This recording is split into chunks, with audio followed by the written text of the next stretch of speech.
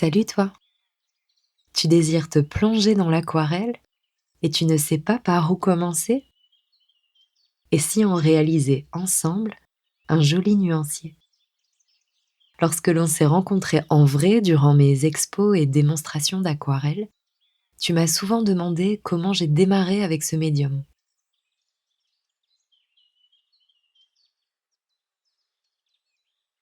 Tu m'as questionné sur le matériel à choisir pour débuter ou évoluer dans tes créations. Alors aujourd'hui, je t'invite à explorer ta propre créativité, à voyager dans les teintes, à tester des papiers, un premier pas pour t'approprier ce médium et oser voyager. Je te présente ici du matériel que j'apprécie utiliser, mais sache que tout ce que tu as sous la main peut faire l'affaire. Si tu possèdes une palette ou quelques godets, un ou deux pinceaux, n'hésite pas à te lancer dans cet exercice. Pourquoi je t'invite à commencer par un nuancier? Eh bien, dans mon propre cheminement artistique, cet exercice m'a permis de faire connaissance avec les couleurs, les pinceaux et les papiers. C'est une bonne façon de commencer, car il faut le dire, parfois, la page blanche peut intimider. Aussi, à travers mon art, j'ai à cœur de m'approcher au plus près des nuances de la nature. Et je veux retranscrire avec précision les couleurs qui s'invitent dans mon imagination. Alors petit à petit, à force d'explorer les nuances, le regard s'affine, l'instinct prend place et l'esprit se libère. En aquarelle, tu trouveras au moins 3 textures différentes de papier. D'abord satiné, puis grain fin et grain torchon, chez toute marque. J'ai entendu parler d'un grain fort, mais je n'ai jamais essayé. Ici, j'utilise un bloc de chaque texture. Ils sont d'une épaisseur de 300 grammes et sont en 100% coton. Il existe différents procédés de fabrication de papier selon leur lieu d'origine, leur histoire. Chaque marque possède ses spécificités, offrant des textures et des tenues uniques qui vibreront ou non avec ta sensibilité. Et c'est une richesse d'en connaître les spécificités pour explorer ta propre créativité. Pour mon art, c'est souvent les papiers en 100% coton qui me séduisent. Confectionné à partir de fleurs de coton, le procédé de fabrication de ce papier lui confère une grande résistance et me permet de retravailler mes pigments en toute confiance, sans que celui-ci ne peluche, s'abîme ou se déchire. Son blanc naturel, souvent exempt d'additifs, lui promet une longue tenue dans le temps, sans risquer de jaunir. Ce que j'aime avec ce papier, c'est sa capacité à absorber l'eau, révélant de belles fusions et des granulations subtiles qui m'invitent à lâcher prise. Il existe d'autres gammes, produites à partir de fibres de bois que l'on nomme cellulose. Ce type de papier est idéal pour les recherches et offre des textures intéressantes. Tu peux aussi l'utiliser pour mixer les médias. Il est plus fragile et ne se travaille pas de la même façon que le papier en coton. Aussi, si tu désires avoir une idée du rendu final de ta production, je t'invite à expérimenter tout de suite sur du papier de qualité et à comparer les textures pour te faire ton propre avis. Le papier bas de gamme risque vite de te décourager. L'épaisseur du papier joue aussi un rôle essentiel. Plus ton papier sera épais, comme ici avec du 300 grammes, plus il aura une bonne tenue et retiendra l'eau et les pigments. Il te permettra de mieux jouer avec les fusions, la fluidité de l'eau et les effets de granulation. Tu peux acheter ton papier en feuilles individuelles, en rouleau, en bloc encollé ou non. Ici, j'utilise un bloc encollé. Cela signifie qu'il est déjà tendu et c'est pratique. Cela évitera les gondolements disgracieux et offre une expérimentation rapide et instantanée.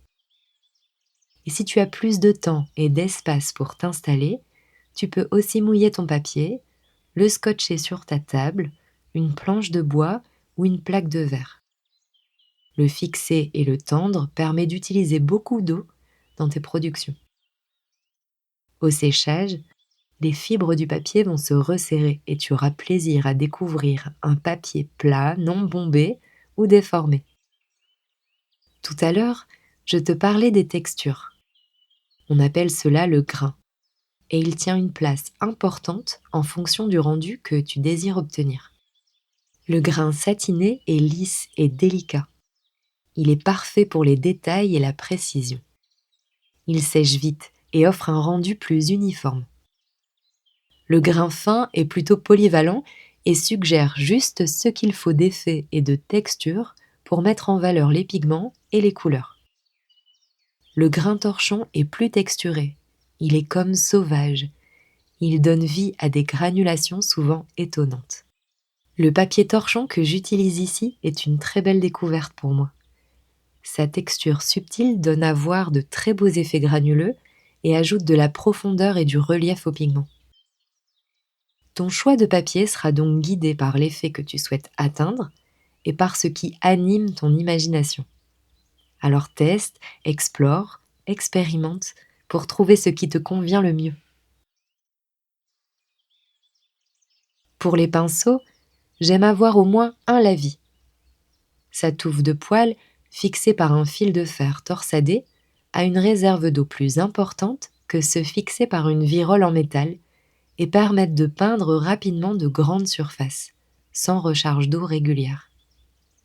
Il m'est aussi très utile pour le retrait de matière lorsque mon papier est encore humide. Tu trouveras une grande variété de pinceaux dont la souplesse ou la rigidité des poils te permettront de peaufiner des détails, jouer avec les formes ou la précision. Il en existe des synthétiques, des naturels et des poils mélangés. Pour les découvrir et m'approprier leur langage, j'aime m'amuser avec eux sur le papier en totale lâcher-prise. Qu'importe le résultat, l'essentiel est de voyager et de se laisser surprendre. J'explore les lignes, les formes et les fusions. Je teste la souplesse de mes pinceaux, leur retenue en eau. J'ajoute ou retire du jus pigmenté au rythme de mon inspiration. Je mélange des pigments, je teste des mélanges et je travaille tout de suite sur un papier de qualité. Cela me permet de voir comment l'ensemble de ces éléments se répondent. Si tu commences à l'aquarelle, je te laisse les liens en description vers les pinceaux que j'utilise dans cette vidéo. Ils sont idéaux pour commencer à s'exercer. J'aime en prendre grand soin. Je ne les laisse jamais être retournés dans mon pot et je les rince à l'eau. Après usage, je reforme la pointe avant séchage et les pose à plat sur mon tissu. Concernant les aquarelles, il existe différentes gammes. Des aquarelles fines, super fines ou extra fines qui te donnent une indication sur l'intensité des couleurs, leur vibrance et leur luminosité. Les extra fines sont celles qui contiennent le plus de pigments. Broyées plus finement que les autres, elles seront plus concentrées, donc plus intenses et plus couvrantes. Les pigments sont ensuite mélangés à un liant. On peut alors trouver des aquarelles fabriquées à partir de miel, de glycérine, de gomme arabique, de blanc d'œuf, et la précision des dosages est souvent gardée secrète. Certaines recettes existant depuis le Moyen Âge. La qualité des liants a de l'importance car elle apporte des précisions quant à sa résistance aux rayons du soleil ou à sa brillance et son adhérence au papier. Je t'invite à essayer les couleurs qui attirent ton regard pour découvrir ce qui te fait vibrer. C'est comme pour le papier. Chaque marque a sa propre singularité et offrira plus ou moins de brillance et de texture en fonction de sa fabrication.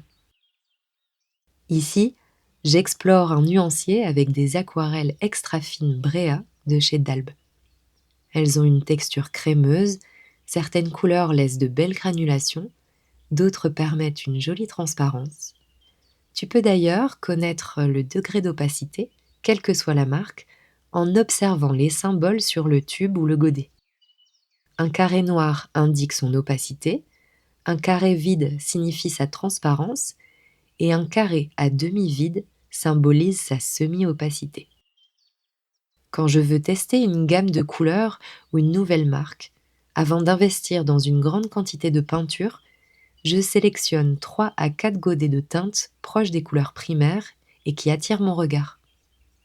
Je réalise ensuite un nuancier pour mieux comprendre leur potentiel.